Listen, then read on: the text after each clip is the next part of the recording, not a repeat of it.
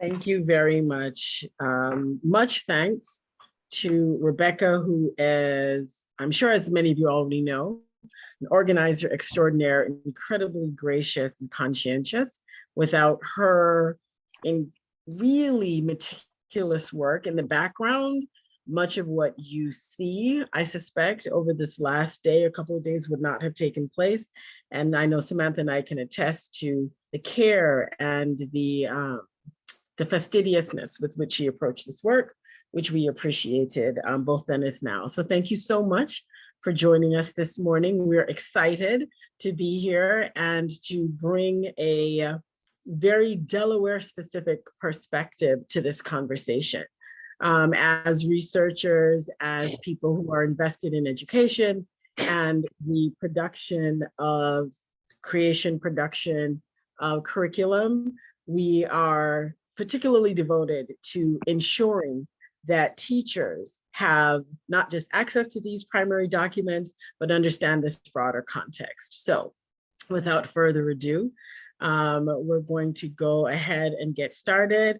As Rebecca has said, if you need to leave, you can. Just to be clear, the workshop is designed to function as setting the context in the beginning and then workshopping together with you as teachers to co-create knowledge based on the information that we've shared, right? We understand and see teachers as experts within your own right, experts in your classroom, experts in your own pedagogical development.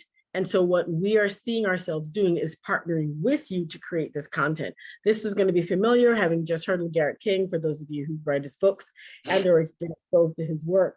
You will understand that this perspective is co-creation. We're not didactically speaking to you to give you information and then expecting you to run off with it. We want to create with you in a shared space a document or a series of documents that you can use based on what we have brought to the table and what you're bringing, right? So what that means is the last 30 minutes is where we're going to be doing that together. So if you can stay, we would be deeply appreciative. If you can't, and this is something that you're comfortable engaging with on your own time, just know that that's the structure of it. Does that make sense to everybody? Right? So we're about to start with the information piece, which is specific to what we do and what we know deeply. And then what we're looking forward to is being able to work with you guys to do this second piece, right? And that's going to fall in the latter half of the presentation. So if everybody is good with that, if that makes sense to everyone, and if Samantha, you're ready, we can go ahead and get started. All right, excellent. So part of what we've done for today's presentation is we have grounded this work, just to kind of orient you, deeply in the history of education in the state of Delaware. The conceit behind that, the premise, the organizing idea is that we can't understand where we are unless we understand where we're coming from. We can't appreciate what the structures are until we understand what the foundation is. So this work that we've done is going to take you literally in to the evolution of public education in Delaware. All right. So Samantha, ready when you are.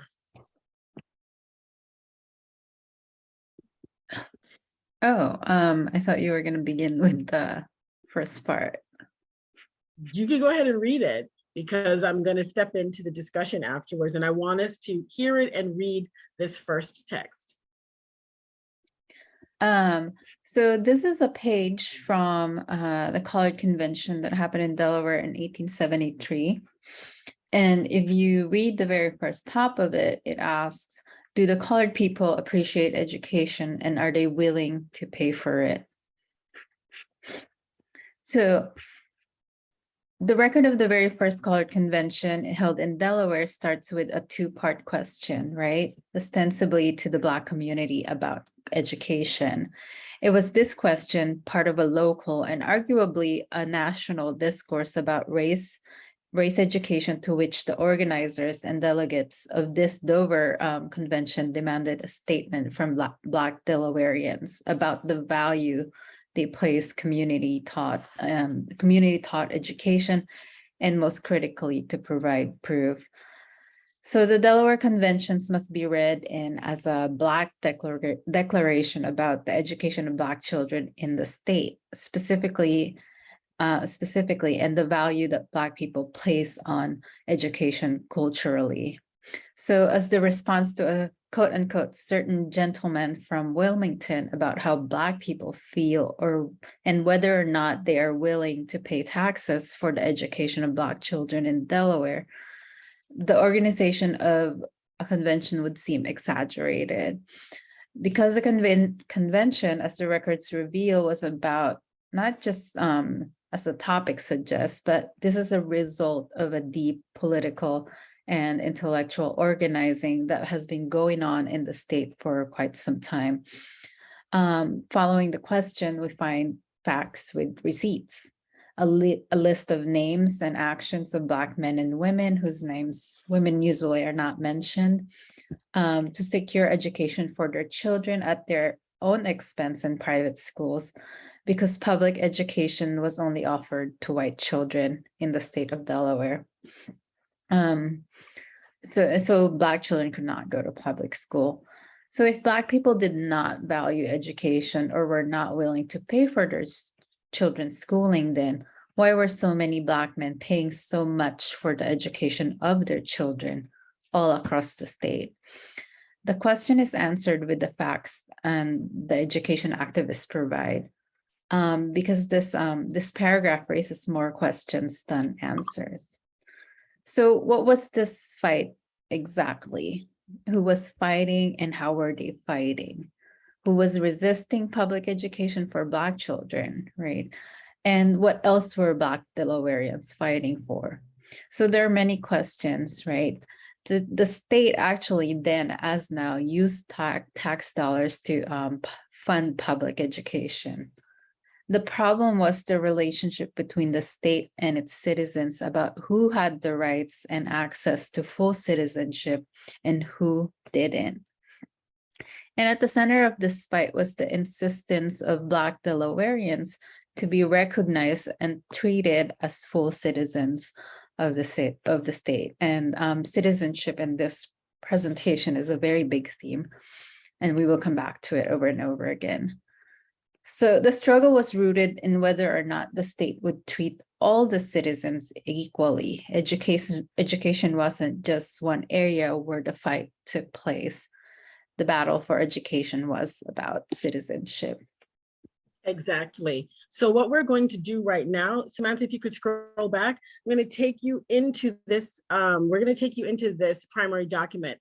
So part of what's interesting and part of what's fun about this work, and part of what we want to encourage you to do in your classrooms, is to allow the documents to speak for themselves. So we're showing you the actual image of the document, and I'm going to read it through because we know it's kind of hard to read. Do the colored people appreciate education, and are they willing to pay for it?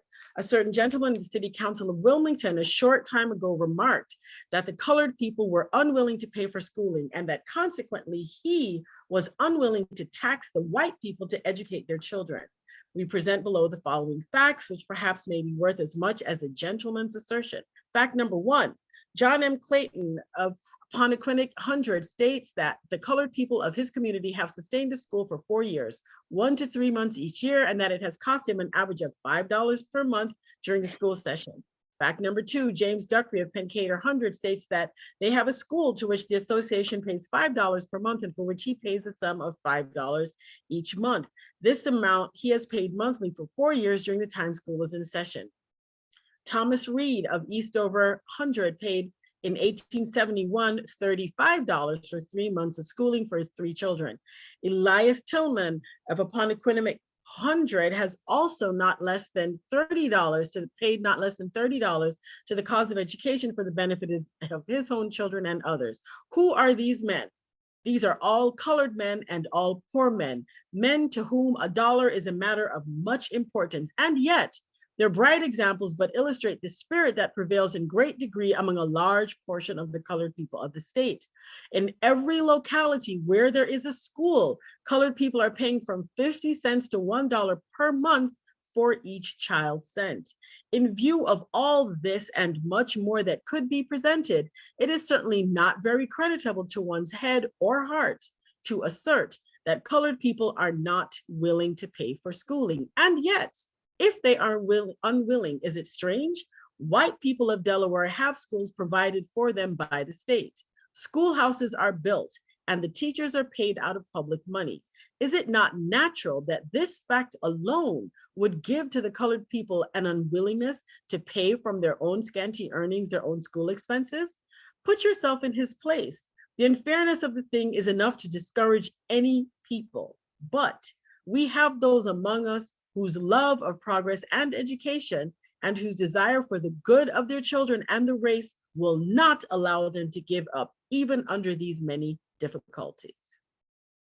So this is pulled directly from the proceedings, as Samantha has outlined, of the first colored convention of colored people held in Dover, Delaware in 1873, right?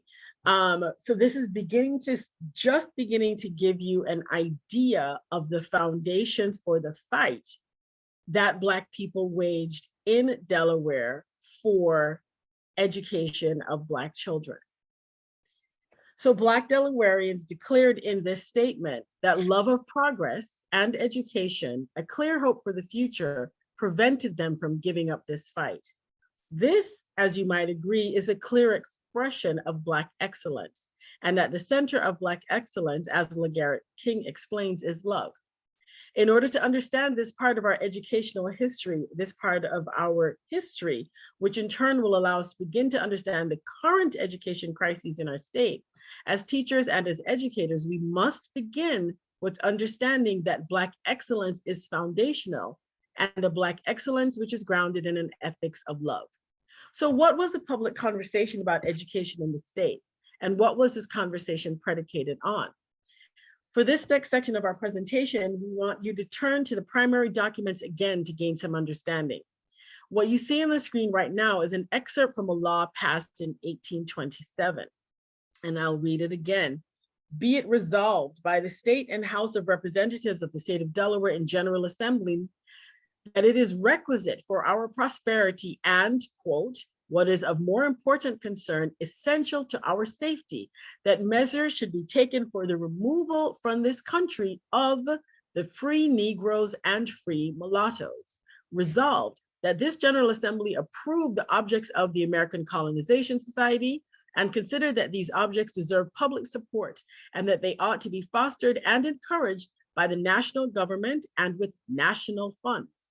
Resolved that the senators of the state and Congress with a representative from this state be requested to approve and promote in the councils of the nation measures for removing from this country to Africa the free colored people who may be willing to immigrate. Resolved that the speakers of the two houses be requested officially to sign these resolutions and forward a copy to each of our senators and a copy to our representative in Congress. This is adopted at Dover in 1827. This is an excerpt of the Delaware Black Codes. Though the first known law that only governed the ways the state, i.e. the government, treated Black people was enforced in Virginia in 1662. This is known as in partis sequitur ventrum. In the 19th century, many states passed laws that targeted the lives, mobility, and choices of Black people. In 1827, Delaware produced and codified into law several Black codes. Black codes, as the name suggests, refers to laws that were only meant for Black people. Therefore, if we want to make clear in our minds, this is 1827. So this is 2 generations before 1866, which was abolition. So Black codes, therefore, were So Black codes, as the name suggests, were laws that were only meant for Black people, but by definition, this meant free Black people. Black people who were enslaved were already under the control of white enslavers. So the laws to govern enslaved Black people were not needed. This is a really, really important point that cannot be overemphasized. The laws that were created in the United States the multitude of laws that were created in the United States were actually created to control Black freedom. You don't have to control Black bodies under enslavement.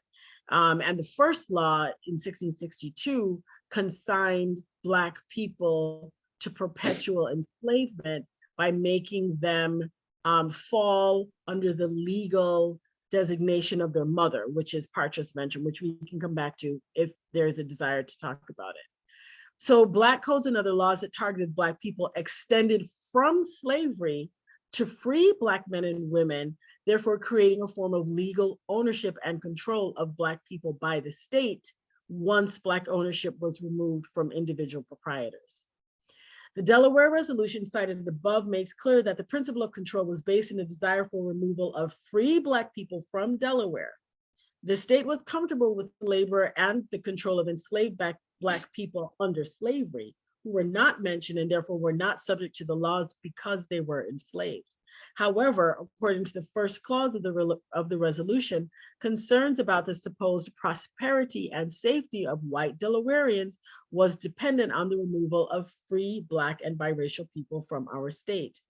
This resolution makes clear that Black people were not considered citizens of Delaware, regardless of whether or not they or their parents were born in the state and or had lived and worked in Delaware. Following the laws, the assumption was good people, i.e. people who were white, their safety and security had to be preserved by removing Black people who didn't have access to citizenship for Delaware. So the primary condition for citizenship in Delaware in our laws was whiteness. So the first and only colored convention held in Delaware in 1873 was organized by Black Delawareans to make a public argument for the fundamental rights of citizenship, which we can go back to that document, in relation to the state. Organizers, if you might remember, focused on securing tax dollars for the education of Black students and to demand an end to public corporal punishment, specifically the use of the whipping post in our state. Black Delawareans were not just arguing for their rights as citizens, they were directly challenging laws that had been enforced on their parents, grandparents, and in some cases, their great-grandparents in our state. This fight, therefore, took courage, hope, skill, strategy, belief that the system could change, but most importantly, love. Collectively, this is an expression of what Goldie Muhammad identifies again as Black excellence. Black men and women, in spite of the laws, in spite of habit and culture, fought in the public square for public education for Black children in the hope that Black children would be prepared for better jobs in the future and an end to the racist application of corporal punishment in our state that was disproportionately endured by Black men in order to create the conditions for Black excellence to flourish. With fierce love for their community and for their children, belief in the possibilities of the American Republic, the first colored convention in Delaware took place in Watcote Methodist in Dover, Delaware, with the headline poet, essayist, writer, and public speaker extraordinaire, Frances Ellen Watkins Harper. So we wanted to put a history of the colored conventions movement in context, right? So a section of the Delaware Black Code 1827 resolution provides the context which demonstrates that citizenship was the reason the first colored convention was called by Bishop Richard Allen in Philadelphia. As some of you might know, Allen was a Delaware native. He was formerly enslaved. He was founder of the AME Church and the first convener of the convener of the first colored convention. So though Black codes had been passed in local governments all over the United States in the early 18th century, discussion about the enforcing of the Black codes in Ohio triggered violent persecution of Black Ohioans by white residents in 1827. As news of the violence that the Black community in Ohio and other states were facing due to the combustible combination of Black codes, the media, white mob vigilantism, and white terrorist violence, Allen sprang into action. The first colored convention called to order in 1830 in Philadelphia was a coordinated national response by Black intellectual activists to the shared problems of anti-Black racism in the laws, culture, and social practices of America, which at their core denied Black people, especially free Black people, the rights, responsibilities, and privileges of citizenship. Black citizens organized, fought, demanded, and strategized for our country, America, to live up to her own ideals framed in our Constitution about citizenship. So the ambassadors from the first colored convention secured from the Crown Government in Canada, they literally sent a delegation to Canada. They secured from the Crown Government in Canada permission for Black people to legally enter, live, and work in Canada West, which is now contemporary Chatham, Ontario. This agreement was both legal and binding, and actually established the final destination of the Underground Railroad in Canada and marking the foundations of free Black life in Canada. Black people in Canada, if not citizens by birth, were not specifically prohibited by Canadian law from citizenship in Canada, unlike in many states in America, including Delaware, which is one of the reasons why Canada became the final destination for many people along the Underground Railroad. Following this initial success, the organizers of the first colored convention held 4 more colored conventions in Philadelphia to address local, regional, and national concerns, thereby establishing the format, structures, and culture of the subsequent thousands of colored conventions, which are held all across the United States and Canada up until the turn of the century. So usually at this point, when we give a presentation about the colored conventions movement, people have generally the same question, which is, why have I never heard of the colored conventions movement? So the colored conventions movement are often referred to as buried or unremembered history. Buried history is a history that has been unremembered. It exists, you can find it if you look for it, but it's not immediately legible and therefore largely unknown. As unremembered history, the decision to erase the colored conventions movement from national consciousness is strategic, if not willful. So if a whole chapter of popular Black history during this time period has been buried, that should lead to questions about the history of the time. In other words, what we think we know and what we don't know. So what do we know? The dominant history of slavery in the US is triumphant. In other words, it starts, some bad people did some bad things. We had slavery, and then white politicians and abolitionists, usually the story involves Quakers, realized, oh, no, this is wrong, and engaged on a campaign to end slavery, and therefore we had freedom, right? This is a very, very rough translation of the history that we tend to think about when we think about slavery. However, the actual history of the colored conventions movement disrupts and destabilizes this dominant history, this arc of dominant history, offering not just a revision, but a reevaluation of deeply held core American values. So if you don't mind posting it very quickly in the chat, or if one person wants to unmute, who's the first person we think of when we think of slavery in America? Anyone? I don't know if anyone posted anything. Who's the first person we tend to think of if we think of slavery, or if we think that's exactly right? Abraham Lincoln. Now, why? Well, because we're taught that Lincoln freed the slaves with the Emancipation Act in 1863, which we also know, if we're students of history, was not enacted until 1866, following the end of the Civil War, which, in spite of efforts to confuse, was indeed fought as the primary documents attest about slavery. Slave right, states' rights is actually code for slavery, but this is a group of teachers. I know you guys know that. So more clearly, the country went to war because slave owners desperately wanted not only to keep slavery in the South, but to extend the institution along with their human chattel into the free states, across the Midwest and into the North. Hence the importance of Bleeding Kansas / Bloody Kansas, depending on the title that you find in many of the texts, which is probably the most interesting border crisis that we never talk about anymore, but that's a tangent. So wait, what is that exactly? Does anyone remember? Is anyone clear about why Bleeding Kansas was important and why this is actually a border crisis that we still see repeated in our country over and over again? Let's give you a very, very quick recap. So Bleeding Kansas, during this border crisis, which began in 1855, 3 political groups, pro-slavery group, free staters, which obviously you understand just in the name of free staters, and abolitionists fought first with words in debates, in papers, in correspondence, and then this debate spilled into actual fighting and blood. So from print into blood, destroying people, destroying lives, destroying homes and businesses until 1861, when Kansas decided to join the Union as a free state. If this seems wildly off topic, please allow us to make the connection.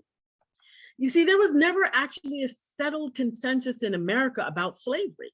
National debates burned brightly from church halls to barbershops to people's homes on a wide variety of topics, including whether or not Black people were human, whether Black people had souls, whether Black people were divinely destined to be enslaved, whether Black people were capable of reading, of thinking, of feeling, and how all of these factors should or should not influence the institution of slavery in America.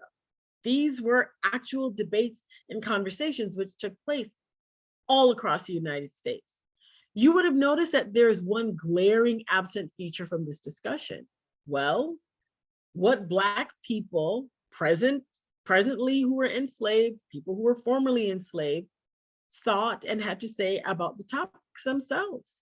I mean, logically, it makes sense that if Black people were capable of intelligent thought and had the capacity to analyze their own situation from a place of not just sentience, but self-consciousness, then the largest parts of these questions would have to be revealed as nonsense. And the proponents of these ideas would be correctly recognized as man-stealers and reprobates that the Bibles that they held aloft actually said they were. But if that were true, then the entire United States economy would have been built on the myth of white superiority as deeply hypocritical and wildly monstrous as a system of cruelty and injustice. Well, that couldn't be right, right? So what was right? Well, clearly what we were taught. So we know the dominant narrative, right?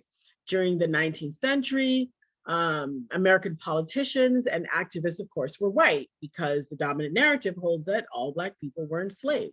Therefore, all intellectual activism, deep thinking, and organizing was done by the people who could do that, i.e. the people who were white.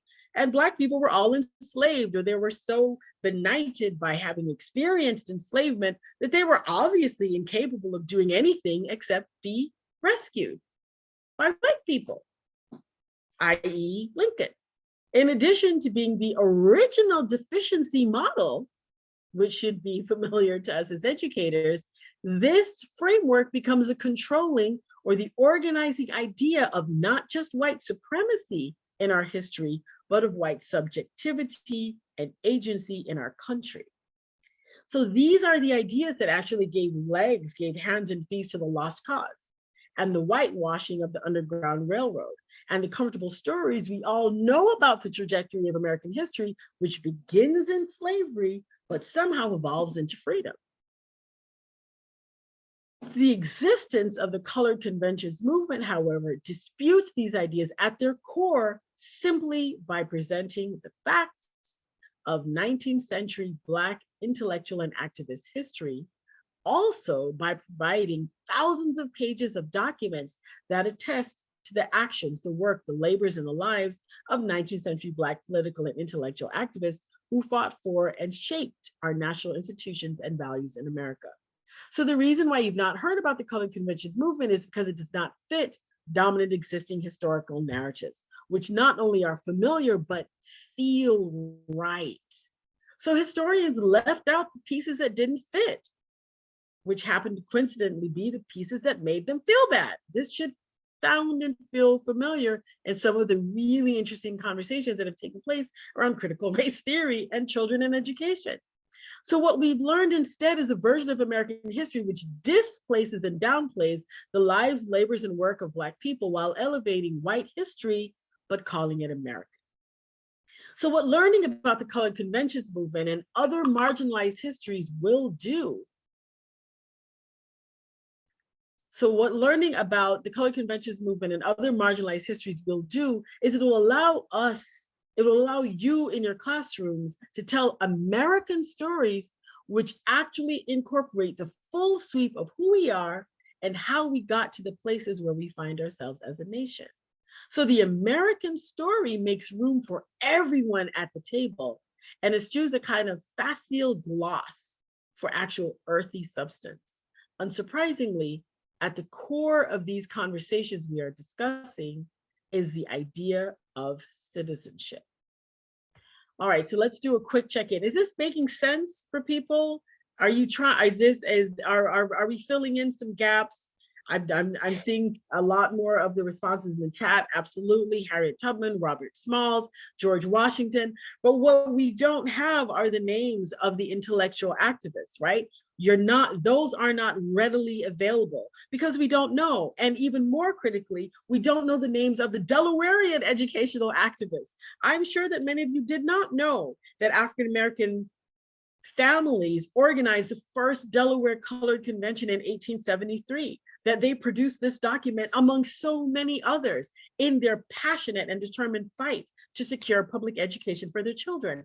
Does that change the way that you think about the African-American community in Delaware? Does it shift the way you think about public education? Do you start to understand now the terrain that we are occupying as educators, right?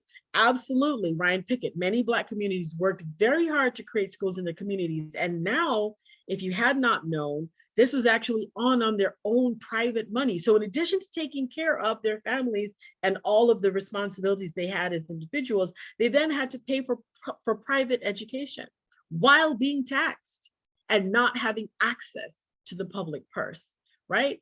So working with the Colored Conventions movement, working with these documents that are primary documents, which when you work with them in your classrooms and or you see them yourself, this is not a question of opinion. These are documents. This is part of what's beautiful and fabulous about history. You don't have to try to figure out what it means. The documents are there in Black and white. And all of these documents that we're pulling, actually, which Samantha can say a little bit more about before we move into the next section, were pulled from resources that you can find the Delaware Historic Society and or the repositories of public newspapers online. Samantha, do you want to talk a little bit about some of the Delaware education conventions that you found, just to kind of round this out before we move into the next section? Sure. I'm really excited to talk about this because as we were preparing this presentation and the document that I shared with you on the chat above, we found that there wasn't only just one convention in Delaware, there were actually 5 conventions and perhaps more. The Delaware Historical Society has the 1873 records, which to give you a little more context, right? Black Delawareans were not getting taxed properly and on purpose because city officials were using that excuse, quote unquote, they don't want to pay taxes for their education. So to deprive them of a public education.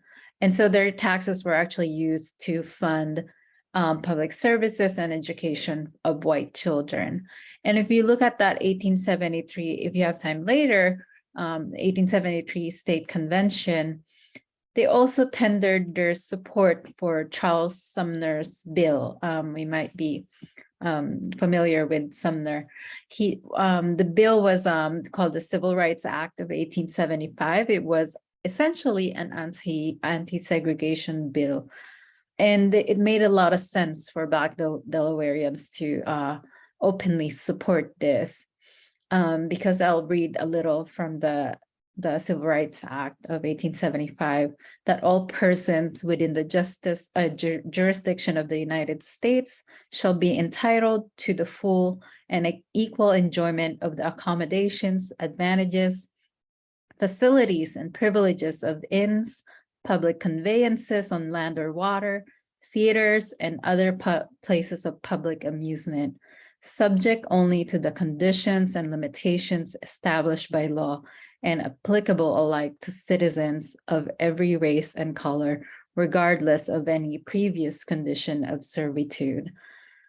So you might ask, like, why did the US pass this anti-segregation bill and still have segregation well into the 20th century? That's because in 1883, the Supreme Court actually declared the law unconstitutional, and that decision paved the way for the 1896 Plessy v. Ferguson, which of course legalized segregation. So now that gives us a little bit more context. And then we get another convention in 1878. This time it was held in Wilmington. And this one, the delegates wanted to form a Black voters union in this convention.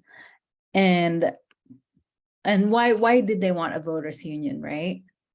Well, if we look back at the context of it, just last year, 1877, the U.S. military's occupation of the South finally ended, and Southern states were dismantling Black civil rights in a very rapid manner, and the Black vote very much the primary target, right, to destroy all form of Black political power. So what you see is Delaware Black citizens were taking this initiative to protect their rights before it could be taken away. And I'll just go through little bits of this. Unfortunately, we haven't found the other full records of the conventions, but I did put on the primary source list links to newspaper reports about them. And then in 1879 in Colored Convention, this time again in Dover, note that by this time there's only one school for Black children, which is Howard High School, right? And that didn't even have public funding. Black Delawareans were running it privately and funding it themselves, among other little schools that they were privately funding. So again, the convention delegates were demanding funding from the legislature so they can establish schools. And we have another 1881 and 1890 conventions. In both of these conventions, Black education, again and again, still at the center of discussions. Why? Because it's been decades, right? And, we started in 1873 and perhaps longer than that. And nothing was really being done to provide decent schooling for Black children, and schools were falling into disrepair. And one of the interesting things about the 1890 convention is that delegates were pushing for a trade and mechanic school because there was this act, again, a federal law that has just been expanded. And this legislation required each state to show that race was not an admissions criterion in schools. And it also mandated like a land grant, right, for schools. And so either you don't use race as a criteria to not let people in, or you designate a separate land grant institution for persons of color. So because Delaware doesn't want to desegregate schools, right? And so many others didn't too, they agreed to build a separate institution. That's and right. So that is how we get the Delaware State College that we know today. Exactly, as opposed to the University of Delaware. Yeah, which was then called the Delaware College for colored students. That's right. So I hope you really find the primary sources really useful. I think they really do speak for themselves. They do. And there are so many activities that for the classroom that you can use them with. But one of the things that is very clear is that all these conventions were really deeply engaged with education. Yeah. And that this struggle would continue late into the 20th century. And of course, has reverberations until today. That's exactly right. Exactly. Thank you so much, Samantha. Is this starting to make more sense? So what we're talking about, what we're showing you therefore, is that the history of public education in Delaware has always and ever operated not just along two tracks, but has divided cleanly and clearly along the issue of race. And that African-American parents, teachers, educators have been struggling and fighting on the principle of citizenship, of fighting for access to citizenship to gain public education access for the children in the state. And it's a long, long history. So what we want to do right now is just want everyone to kind of take a breath, kind of get yourself situated, because what we're doing now is we're going to move into the next section of this workshop. So what we want to do together, if you have a piece of paper and a pencil, or if you're on your computer, if you can pull up a piece of a blank document, or if you do stuff longhand, want you to go ahead and write this as an essential question. If you already have a mini module, or if you have a unit plan that you have worked on, or when you've kind of been cooking in the back of your mind on citizenship, what we are suggesting in the course of this presentation is, which you've heard over and over again, that the core, the question, the principle that we are trying to trouble, the principle that African-American parents and educators have been advocating, is the rights and the responsibilities, the opportunity to be considered full citizens, right? This will make sense. It'll have resonance around the civil rights movement, but what it comes down to is full citizenship. And it's full citizenship, not from a desire, which is ironic, to be integrated, or for what's called in some circles for proximity to whiteness, but for the full realization of Black humanity, right? So the goal, again, is to be a full citizen in your native land in all capacities, particularly for your children, and education was understood as one of those ways to secure this access, okay? So what we wanted you to think about and work with us as educators, as teachers, and that's why I'm talking, trying to just build a bit more time into it, to create a mini module on citizenship, because it is our belief, having done this a couple of other times and worked with it in our own classrooms, that it's by troubling and or complicating the principle, the idea, the concept of citizenship, that we can really start to appreciate and think about not just education in the state of Delaware, but what access to education means for all of our citizens. All right, so what is a citizen? What is a citizen? Conceptually, we know that citizens have rights and responsibilities. Please, either typing this in or scribbling it down. We want this to be practical. When I was a classroom teacher for 5 years, high school in Watts, California. And one of the things I hated about teacher training and hated about the classroom hours that we had to log in order to maintain our certification was the talking at you. And I made sure, and I've talked about this with my team and everyone agrees, we don't want to talk at you. We want this to be practical. We want this to be useful. So please, writing on a blank document or scribbling on a piece of paper or taking notes in your mind, work with us, and we want your feedback. So if citizens have rights and responsibilities, and we know that that's true, and laws are necessary to create order, right, to make our country safe and productive, then there are benefits, or it should be benefits, to following the laws in our country, in any country. It would also make sense that there would be consequences for breaking the laws, right? So citizens should make choices that benefit the overall good of the country, of the collective, which should also redound on them in a positive way.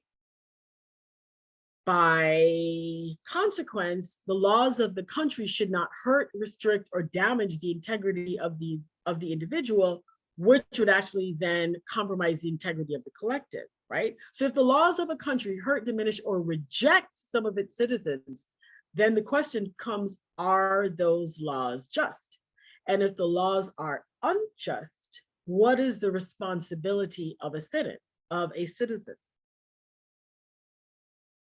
What is the responsibility of a citizen, right? So we are creating a way of thinking, of fostering critical thinking in our classrooms, whether there'd be mini activities, whether there would be a writing activity, whether there'd be some kind of drawing or coloring or interviewing.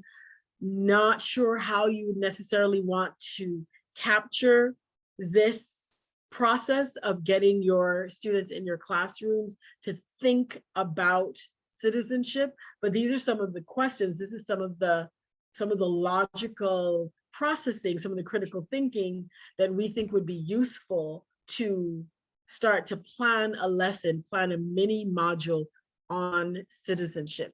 Because what this does then is it frames the necessity of activism and change if laws, if policies, if institutions can be clearly recognized as not functioning in the best interest of its citizens, right? So if you build a mini module around citizenship or on democracy, then the focus could be on the process of creating a more perfect union, right? And if you're creating a more perfect union, we understand that the work of democracy is never final, but ongoing. So if it's ongoing, that means that all of us have a responsibility to create this more perfect union, right? So if we're going to move then, if we're grounding this unit that we're thinking about or that we're starting to plan, that will incorporate use of these primary documents, which we've assembled a significant, let me be clear, Samantha has done an incredible amount of research and has assembled these documents. And I can see where Rebecca has put the Google Doc a couple times in the chat. Please copy the link. You're going to have access to the entire set of documents themselves, but you can start clicking around and looking to see what we've pulled together. They are all primary documents. You have the ability to read, to look them up. They're all freely and publicly available and accessible. We want you to utilize these documents in your classrooms for all the obvious reasons, right? So if we're going to go ahead and move from a lesson plan or unit on citizenship, we can then move into a mini unit and a lesson plan on democracy.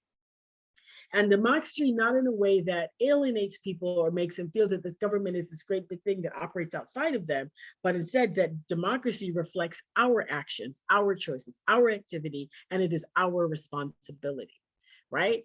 You could move from there into a lesson plan or a unit plan on media, activism, and discourse in Delaware in the 19th century. So if we were going to identify some of the goals of this lesson plan, if we were going to say what students should be able to do as a result of learning this history, what are some answers that you think we could possibly come up with? What are some answers that you think we could possibly come up with? So anything that we can put in the chat, what are some answers? What are some goals that we would have? Thank you, Rebecca. What are some goals that we could have if we were going to work with a lesson plan on this topic? What would you want a student to learn leaving a lesson plan? What would you want? What would you want? What would you want a student to learn? If you were working on a lesson plan, okay, perspectives, what kinds of perspectives? That's great. If you're working on a lesson plan using these primary documents, any lesson plan. Yep, social contract, that's right. That's exactly right. I completely agree. I love this. Yes, yes, this is great. Development of full citizenship, absolutely. Yep, yep. A more inclusive view, absolutely. Anything else? Activism, absolutely. The role and relevance of activism, absolutely. What we consider truth, what is truth, problematizing that. Good. Anything else before we move on to the next section? Different points of view. What does it mean to be an activist citizen? Yep. Yes. Yes. This is it. Exactly. Right. This is exciting. This is sparking the kinds of yes, yes, yes. Excellent. Connect to the present day. There's so many ways, right, that we can see. You know, in our experience in the classroom, you start wherever you start. And then you build to that place, which is why we're suggesting starting with the empathy, absolutely. Starting with this idea and teaching and thinking about in your classroom, who or what is the citizen? That's exactly right. History is alive and happening right now. Who is the citizen? Who has access to citizenship? What does that mean? And just beginning right there. And this is not, start with the primary documents, show them the documents. Have them read the documents. They're here, right? Okay, excellent. So this is exactly what we're hoping for. All right, so we're going to move on to the next section. So what we do when we analyze primary documents, we look at questions of content, we look at tone, we look at audience, we look at context. So please, please do not be resistant or hesitant to incorporate and use primary documents in your classrooms. You use primary documents in the exact same way that you use the textbook, but it's better, we think, partially because we use them all the time, because it invites your students to become their own knowledge creator. So you're giving them the information and you're giving them the context, and then you can really honestly say in a group or in a small group or in the large group, let's look at this document. What is the tone? Who is this meant for? Who wrote this? Why did they write it? Who's the audience? What is the context? And once you assemble all of those questions together and you're having those conversations in your class, what you're then able to do is come up with the meaning and come up with your own interpretation. So that way your students become creators of knowledge.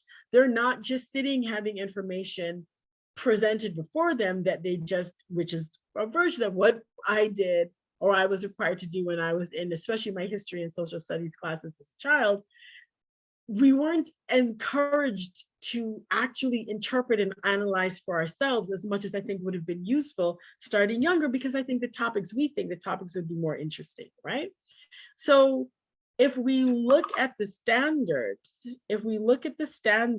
what are some of the standards that would connect seamlessly to some of what absolutely truthness, clarity, citizenship, what are some of the standards that we are knowledgeable about, kind of offhand, because you're always handling them for lesson plan creation? What are some of the standards that you think you'd be able to connect with and or plug into a lesson plan that's talking about democracy, that's talking about citizenship, that's talking about this this subset of primary documents? Any standards that would come to mind right off the top of your head? Any standards, any standards that would come to mind? Yep, absolutely, absolutely, absolutely. Anyone else? Anyone who is a social studies? Yes, that's correct. Squarely, right, with the analysis of historic, that's right, primary sources as well. Anything else? Anything else that you can think of? Anything else? Part of why we're doing this, again, is we want this to be practical. We want there to be on-ramps. We want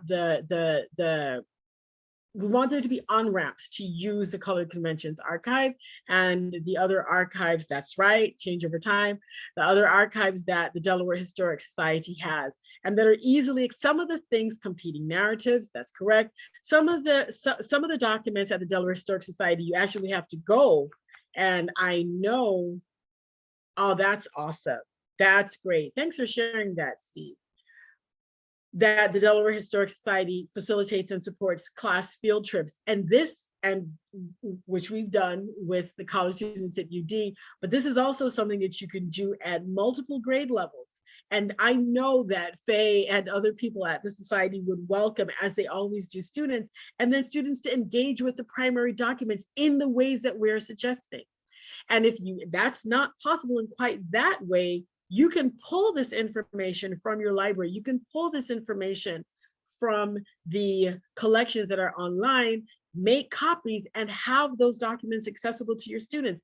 They can see the primary documents for themselves. They can make a copy. They can draw and color and engage with it in ways, that's correct. Thank you, Jamila. Absolutely.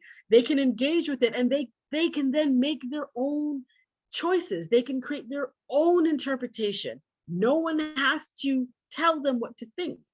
Given the information, they can actually come to those places by themselves. Thank you so much. All right, so if we have another activity, if we're thinking about reading and responding to the discourse, this is reading and responding to the discourse. So for a warm-up or pre-work for the day or the day before you start the lesson, this is a suggestion, right? What if you ask the students to, because again, you're now teaching about discourse, reading and responding to discourse. Oh, well, what's discourse? All right, so let's learn about discourse. If we have your students make a list of the social media accounts that they have, what do you think some of their answers will be? So what are some of the social media accounts that our students are? The Instagram, absolutely. What else? Instagram, what else? What else? What are some? Snapchat, absolutely. And so they know actually about discourse because they're participating in discourse. If you say to them, even in an interview format, interview two of your friends or your seatmate, how much time do you spend on each platform? Write down the amount of time in minutes. How much time do we think our students spend on social media? TikTok, be real, absolutely. No, our students are not on Facebook. Hours at a time. So the truth of the matter is our students are actually actively participating in discourse. They're actively participating in discourse every day for hours a day. They're just not necessarily aware or connected to the fact that they're part of this broader conversation. And they're actually shaping these conversations through their activity. All right, so if we make that clear, the obvious question is, do you interact with other people on these platforms? Of course they do, otherwise they wouldn't do it. So if we ask them to list the ways they interact with people on social media, what would they say? They would say, what are some of the ways that they interact with people on social media? What are some of the ways? Absolutely. What are the ways they direct it? They like posts. Here we go. They direct message, they like, they comment and reply, they post photos, right? They DM, they comment. So when they're emojis, absolutely. So when they're doing all of these things, what they're actually doing is shaping the conversation about whatever the topic is, because that flow of information that they're involved in, as we know, is discourse. So if we move from there, and the next thing that we ask them is, how does what you watch, read, and listen to on your social media platforms affect how you think about the world? Explain. And we could do this in a number of ways, right? Absolutely, Stitch. We could do this in a number of ways. We could ask them to create TikTok videos to explain how and why they participate in social media.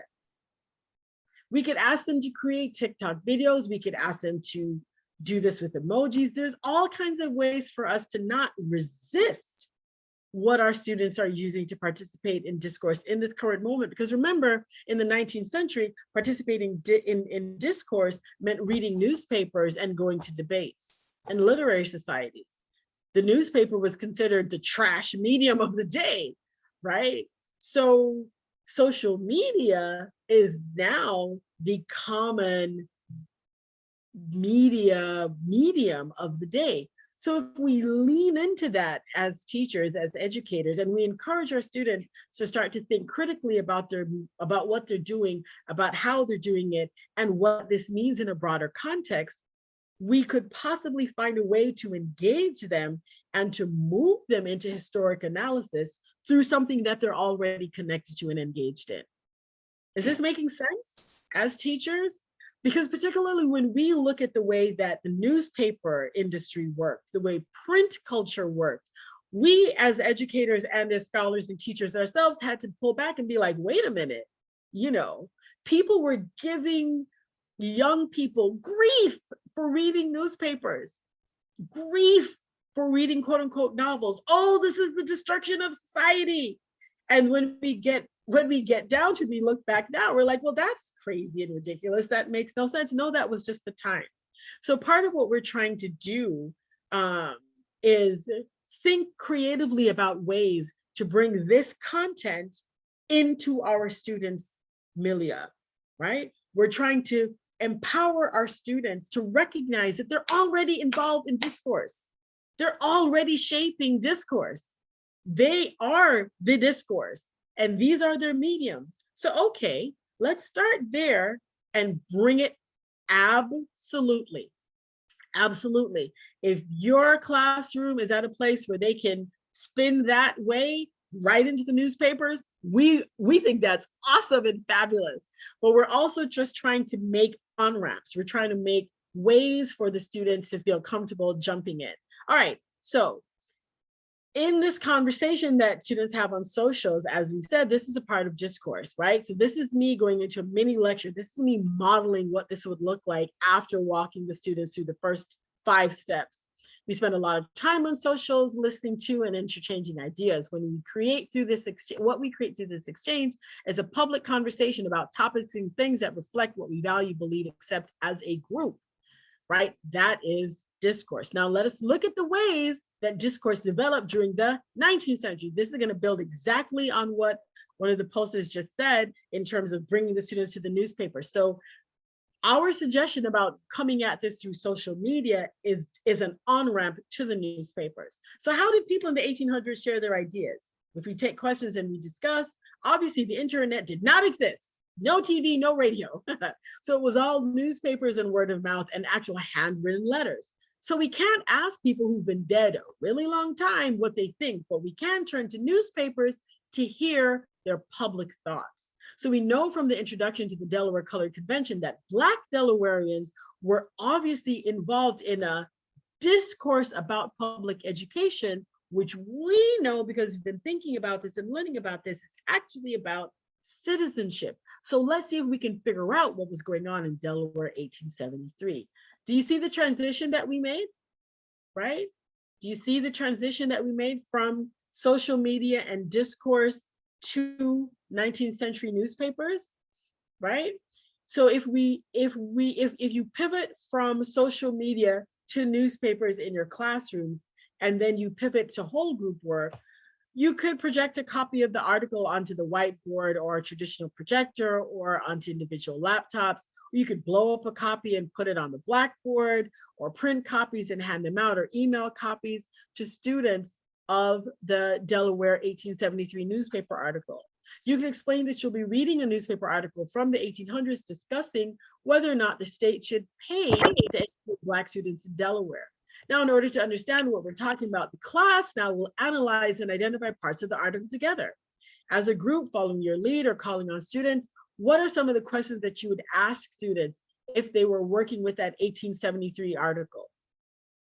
What are some of the questions that you might ask students if you had projected it onto the whiteboard and students are now looking at the article, the one that we read at the beginning of the presentation?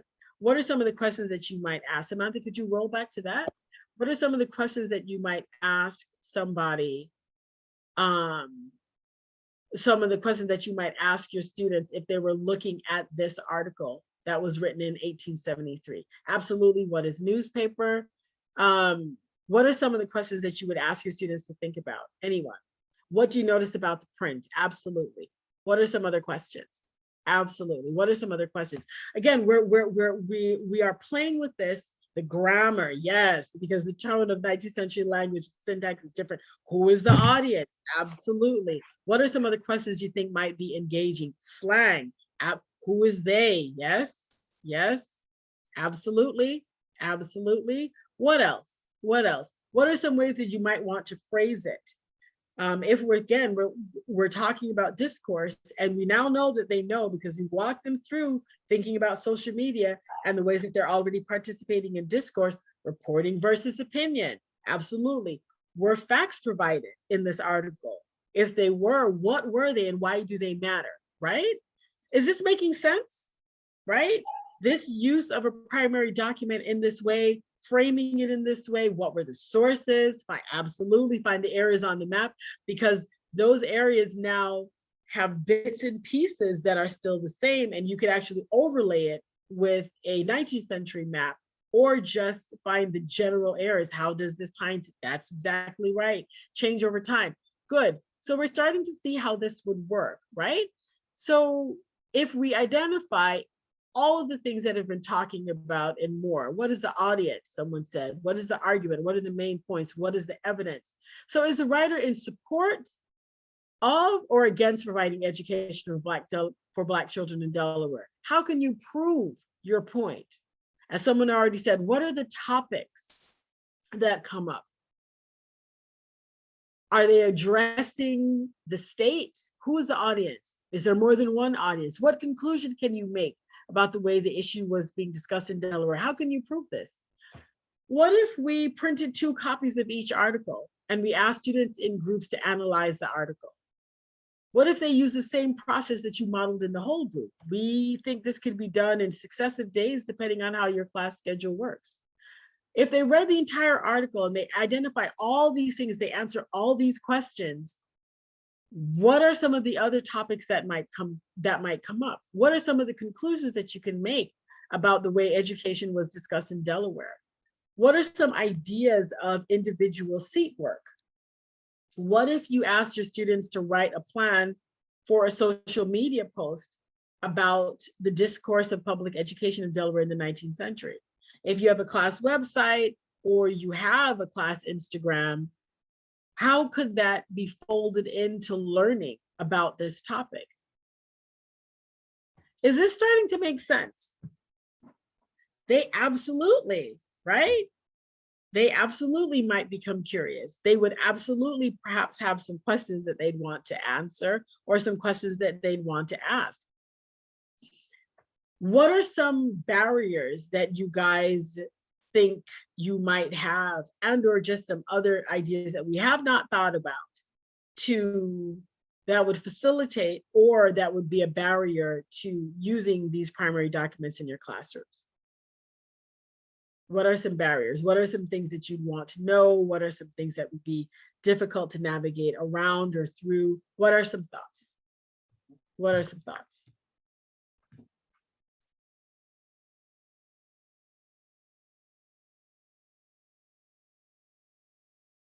Vocabulary, absolutely. Text complexity, absolutely. SPED, yes. Language syntax, reading ability, absolutely, absolutely, absolutely. Are there strategies that you feel comfortable deploying to manage or problematizing background information? Yep, yep. Fielding questions about that. Reading, yes, yes. Yes. When to insert into the curriculum, absolutely. Absolutely, with adding more, absolutely, which is one of the reasons why it's very important to tie this work to standards. That's absolutely correct. Absolutely correct. What else? What are some barriers and what are some ways that we could potentially not navigate detecting bias? Yes. Not navigate around them, but navigate through them. What are some responses? What are some ways that we can creatively address? Because what we want to do is we want to empower our children in our classrooms, right? We want our students really to be actively creating knowledge, not receiving information. So what are some ways that we can navigate through this? Chunking materials, absolutely, absolutely. What are some ways around the vocabulary that would be helpful and practical? I love that chunking material because that does make a big difference. Use of graphic organizers, yes. What else could we do? Pre-teaching the vocabulary. I was hoping someone would say that, yes. I would be really careful with role play. Yes, I would be very, very careful with role play, but carefully, yes. Jigsaw, jigsaw activities are great. Yes. What else? What else? Are there ways that we would feel comfortable incorporating parents annotating? Yes, annotating and indexing. Are there ways that we would feel comfortable incorporating parents in working with primary documents and parsing these materials? What are people's thoughts about that? So that we extend the learning environment beyond our classrooms, beyond our school sites, into homes or into other areas of our students' lives. We have just a couple minutes left because we want to be respectful. We know that people have to leave, though we would love for you to stay. We know that people have to leave if they have signed up for the next session.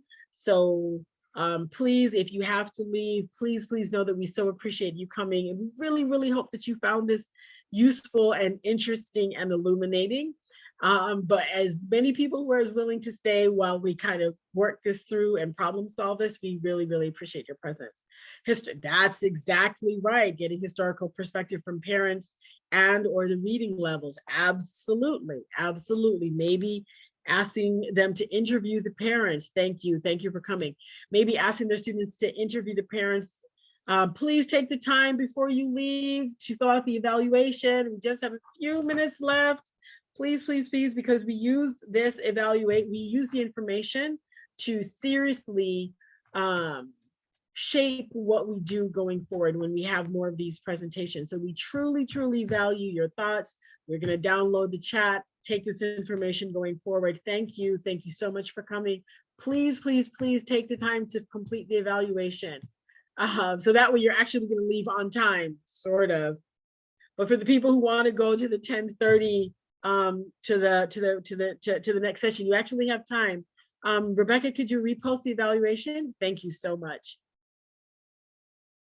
Thank you for coming. We hope that you enjoyed this. We hope that it fit perfectly with what you've been learning over the time, what you're going to build to. We hope that you feel that you've gotten some information which will make it easier and more inviting to incorporate primary materials, particularly working with the Colored Conventions Movement documents.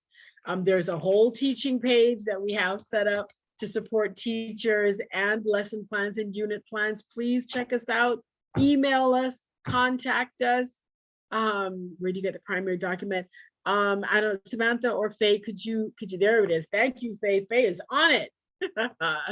That's where you, so you can check us out at coloredconventions.org and navigate to the teaching tab, and you will find a wealth of lesson plans that we have created, which we will be creating more of.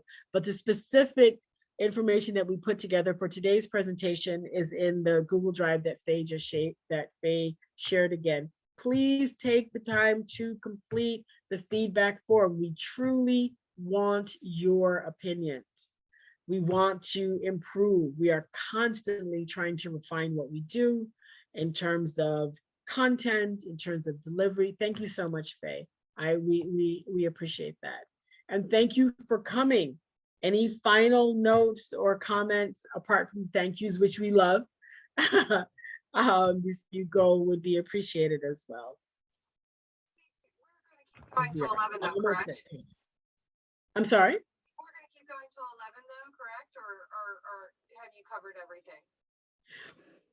We have just about covered everything. What we had wanted to do was to be able to have them, well, when the format was different, we wanted to be able to actually do the workshop with the teachers, but okay. Because it, yeah, so. Okay, I can allow people to unmute and turn on their cameras if you know people are interested in staying, but otherwise that's fine. We can end it here.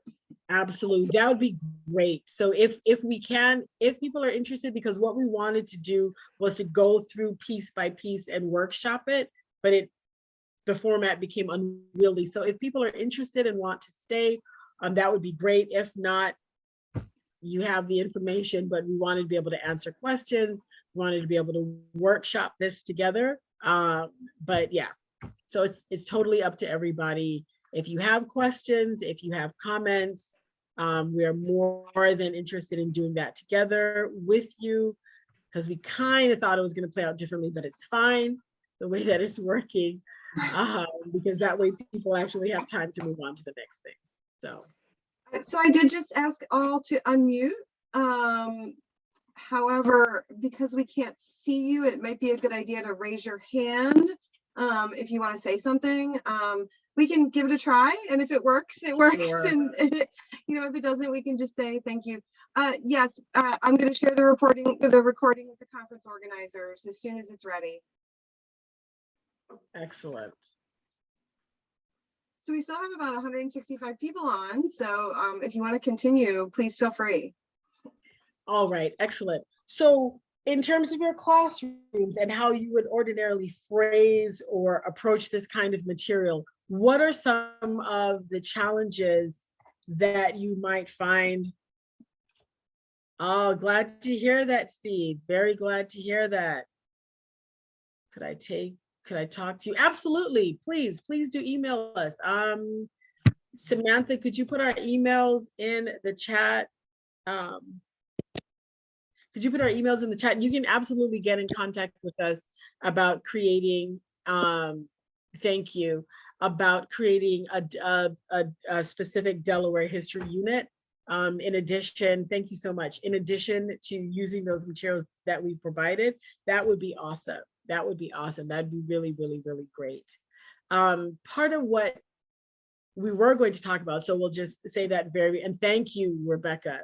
Part of what has happened as a consequence of the foundations of this history in Delaware is we have, as I said earlier, created a system that runs along 2 tracks. And as I think many of you might know, we have consistently therefore been fighting the same battles because we refuse to recognize the foundations of the problem. Delaware was cited in Brown v. Board of Education. The University of Delaware was cited in that lawsuit. And in spite of that, the University of Delaware, based on the history, again, just the numbers and the stats, has an incredibly abysmally poor record of supporting and facilitating the education of people of color to this present moment.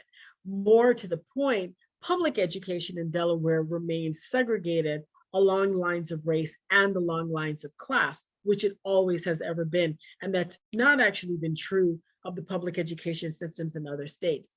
So as a consequence, there have been 5 civil rights lawsuits filed against the state by teachers, parents, and education advocates in the state, with the last one being filed and won just, I think, a year and a half ago, right? So what we are facing in Delaware is a systemic problem which has roots that run straight to the foundation of education in the state, where it's split along race and class. Some of the statements that were made in the last lawsuit were actually shocking. And the judge, we look forward, please do email us so that we can have conversations, we can meet on Zoom. If there are more documents that we can share, Maya, that would be amazing. We have a citizenship module on the primary source document. Yes, we do.